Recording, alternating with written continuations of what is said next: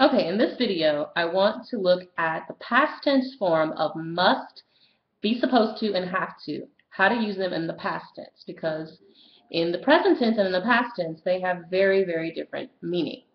So let's get started. We know that must is statement of obligation. You have no other choice. You must do this thing. We know that have to means that you need to. It is some sort of a requirement, and there is usually used by a superior speaking to someone, a subordinate. For example, a teacher would tell a student, you have to write the essay. Be supposed to is used to discuss things that you are required to do, but typically these are used between peer groups. So for example, two classmates discussing an assignment, one may tell the other one, we are supposed to write an essay. Okay, something like that. All right, but what about when we speak in the past tense? Well, sometimes the meaning can change. For example, must does not mean obligation in the past tense. If I say you must get a driver's license, for example, if I speak about a past need, I would say you had to get a driver's license, like this, okay?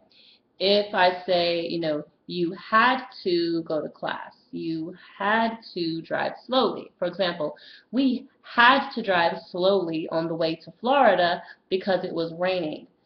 If I was worried about now present tense, I would say we must drive slowly because it is raining outside. Okay, like this. If I say must in the past tense, the form is must have and past participle. For example, we must have lost the phone. We must have left the phone at the movie theater last night.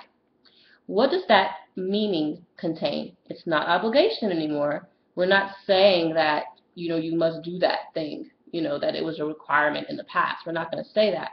If I say we must have left the cell phone at the movies, what I'm saying is this is my best guess about what happened. So must in the past tense is a best guess, and we have to say must have past participle. We must have left the phone. He must have forgotten to come to class. He must have he must have eaten breakfast already. He must have left for his trip. She must have finished her essay already. That is why she left the library. Okay, so when we say must have, past participle, we are speaking about guessing about a past event that we're not 100% sure of, but we're almost sure of. That's the idea. If I want to say past requirements, I must say had to. He had to write an essay last night. She had to call her parents last night. That is how we speak past tense. Need, past tense requirement is had to. You can use be supposed to in the past tense, but it also changes the meaning. Okay? If I say, I was supposed to write an essay last night, the idea that I'm giving you is that I needed to do this thing, but I didn't do it. I was supposed to write an essay last night, but I fell asleep. He was supposed to help her, but he forgot. We were supposed to take a trip, but we couldn't. The idea being, it was something we wanted to do, but we were unable to complete it. That's the idea.